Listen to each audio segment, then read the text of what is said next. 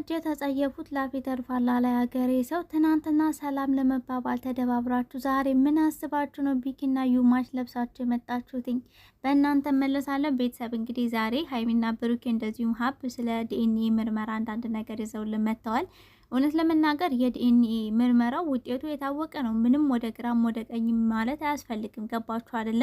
በዚህ ጋር ደግሞ ብሩኬ ምንም አይነት ቦታ እየሰጠው አይደለም፣ ችላ ያለው ነው። ሲቀጥል በጣም ተናዳጅ ሆኗል። በጣም ቁጡ ሆኗል። እውነት ለመናገር በተለይ ደግሞ በዛሬ ቪዲዮ ላይ ብሩኬ በቃ ብዙ ነገሮችን እንዴት ነው መቋቋም አልቻለም። በጣም ስልቹ ሆኗል። እንዲያውም እያስፈራራችሁ ነው እንዴት ነው ብዙ ነገር እያለ ነበር። እና ብሩኬ አንድ ማወቅ ያለብህ ነገር ሁሉም ሰው እንዳንተ ይዋህ ላይሆን ይችላል። ሁሉም ሰው አንተ እንደምታስበው ላያስብ ይችላል። ገባ አይደለ?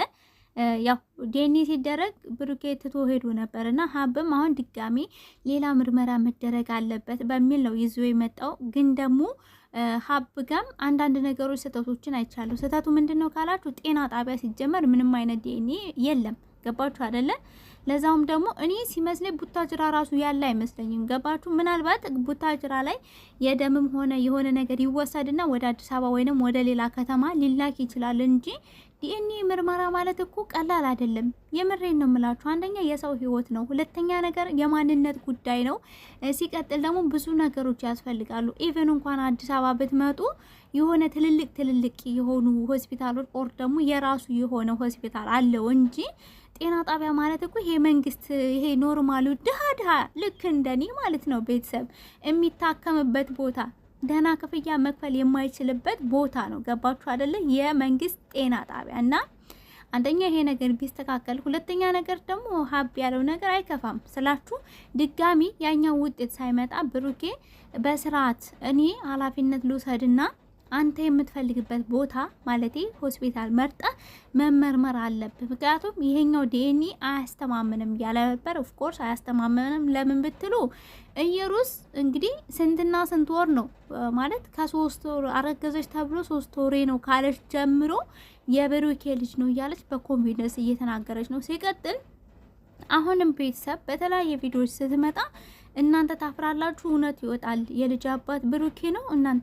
ደግሞ ይሄን ነገር በተግባር ታያላችሁ ያለች ነውና ምን እርግጠኛ አስደረጋት እንደዚህ ያህል ማለት አንድ ሰው እኮ ውሸት ቢዋሽ ወይንም ደግሞ የሆነ ነገር ማለት ያ ነገር እዛ ነገር ላይ እርግጠኛ ባይሆን ይሆናል አይደል? አንዳንድ ቪዲዮዎች ላይ መሳሳት ትችል ነበር። አትሳሳት። በቃ ድርቅ ብላ ብሩኬ ነው አባቱ ነው የምትለውኝና እዚህ ጋር ደግሞ ብሩኬ ነገሮችን ችላ ብሏል ስላችሁ እዚህ ጋር አሁን ምን እያለ ነበረ? የኔ ልጅ ዲኤንኤው የሱ ልጅ ነው አላለም ሀይሚ ከኔ ጋር እስከቀጠለች ድረስ እስካልተለየች ድረስ አይ ዶንት ኬር እያለ ነው። ምንም አይመለከተኝም፣ አያገባኝም፣ ምንም አይመስለኝም እያለ ነው። ችግሩ እኮ ብሩኬ ማወቅ ያለብህ እዚህ ጋር የውሸትም ማለት በብርም ይሁን በሆነ ነገር ተስተካክሎ ዲኤንኤው ያንተ ልጅ ቢሆን ማለት ነው ምናልባት አንተ ሀይሚ ከአንተ ጋር እስካለች ድረስ ወይንም ደግሞ ሀይሚ አልለይም ስላለች ብቻ ኖርማል መስሎ ሊታይ ይችላል። ኖ በህይወት ላይ እየገባች ትበጠብጣችኋለች፣ ሰላም አታገኙም። እዚህ ጋር ሀይሚ ዛሬም ብቻ አልፎ አልፎ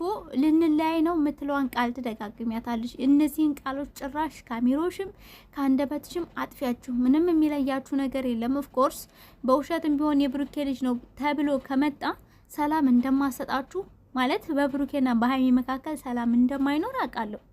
ምክንያቱም እሷ እያለች ያለችው አባትነቱን ሳይሆን እሱን ራሱን ባል ማድረግ ትፈልጋለች። እሱን ራሱ መውሰድ ትፈልጋለች። ብሩኬ ራሱ መውሰድ ትፈልጋለች። እና ይቺ ሴት አተኛም እንዴ እንኳን አይደለም ዲኤንኤኑ የብሩኬ ተብሎ እንደዚሁም እንኳን ይሄው ሀይሚ ማስፈራሪያ የሆነ ነገር ማለት ተስፋ እንድትቆርጥ የሆነ ነገር እንድትናገር ቃላት ላፊ እንድታረግ ብዙ ነገሮች እንድታረግ እየገፋፋሽ ነው አይደል? ስለዚህ የብሩኬ ልጅ ነው ከተባለማ በቃ ለሷ ፋሲካ ሆነ ማለት ድግስ ሆነ። ቤተሰብ የምሬን እኮ ነው። እና ብሩኬ በቃ ማለት ምንም ቴክር እየሰጠው አይደለም። አሁን ላይ በጣም ብስጩ፣ በጣም ቁጡ፣ ማንም ሰው አይረዳኝም፣ እናንተም ጭራሽ እያስፈራራችሁ ነው ምናምን እያለ ነው። እና ያ ነገር ደግሞ ሳይሆን እንዴት ነው ሳይብስ በቅጠል ነው ምናምን የሚባል ተረት አለና ነገሩ ሳይባባስ ብሩኬ ሌላ ቦታ ወይንም አዲስ አበባ ብትመረመር ግዴታ እኮ ኢየሩሳሌም ብቻዋን አንተ ይዘህ መምጣት አይጠበቅብም። እሷን በራሷ በግሏ መሄድ ትችላለች። አንተም በግልህ መጣ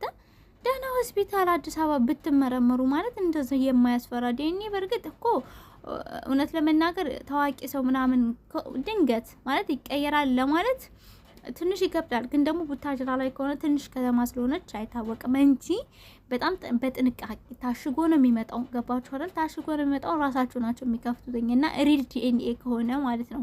እና ከዛው ማህተብ አለው፣ ማህተብ ይመታበታል። ያ ነገር ደግሞ ከተቀደደ ይታወቃል እና ሜቢ የራሷ እጇ ረጅም ከሆነ የራሷ ሰው ካላት ይሄን ነገር ልታረገው ስለምትችል ብሩኬ ይሄን ነገር በደንብ ትኩረት ብታረግበት፣ ልጁን ደግሞ ያንተ ሳይሆን እንዴት ነው ያንተ ተብሎ ልታሳድገው የምችለው ሰው መርዳትህ ወይንም ደግሞ ብር ስላለ ብቻ ምንም እንትን ካልሰጠ ማለት ነው። ኖርማል ልጆች እኮ አሉ አይደል እንዴ? ያንተ ሳይሆኑ ያንተ ነው ተብሎ ከምትለፋ ያንተ ሳይሆኑ የኔ ናቸው እንደራሴ ብታግዛቸው ነፍ ልጆች አሉ። ገባ አይደለ? እዚህ ጋር ህይወትህ የበለጠ ነው የሚበጠበጠውና ይሄን ነገር አስብበት። እና ሀብም ደግሞ እየተቆጣቸው ነበር እውነት ለመናገር ሀይሚንም እንለያለንም እንለያየ ሆኖ ብላሽ የምታስቢው ነገር አቁም እያላት ነበር። ፕላስ ደግሞ እኔ ሀይሚን ደጋግሜ ልነግራት እንፈልገው ጭራሽ ሶሻል ሚዲያ ላይ አልቅሰሽ እንድመጫ አልፈልግም። የሰው ልጅ እኮ ይደክማል፣ አይደክምም አይደለም፣ ይሰለቻል፣ አይሰለችም አይደለም። ግን ደግሞ ጭራሽ ነው ለጠላቶች ሽንባሽን ማሳየት የሌለብሽ፣ ጥንካሬሽን ብቻ ነው። እዚህ ጋር ለእነሱ ደስታ መፍጠር የለብሽም ብዬ ነው የማስበው። የምሬን ነው የምላችሁኝና ከብሩኬ ጋር ደግሞ ያለውንም ነገር እንግዲህ ላስብበት ብሏል። ምኑን እንደሚያስብበት አላቅም። ሁለተኛ ምርመራውን ላስብበት እያለ ነው። ይሄ መጀመሪያ የተመረመረው ምርመራ ይምጣ፣ ከዛ በኋላ ልመረመር እችላለሁ ወይንም ደግሞ ላስብበትና ያኛው ምርመራ ሳይመጣ ድጋሜ መረመራለሁ አይነት ነው ነገሩ።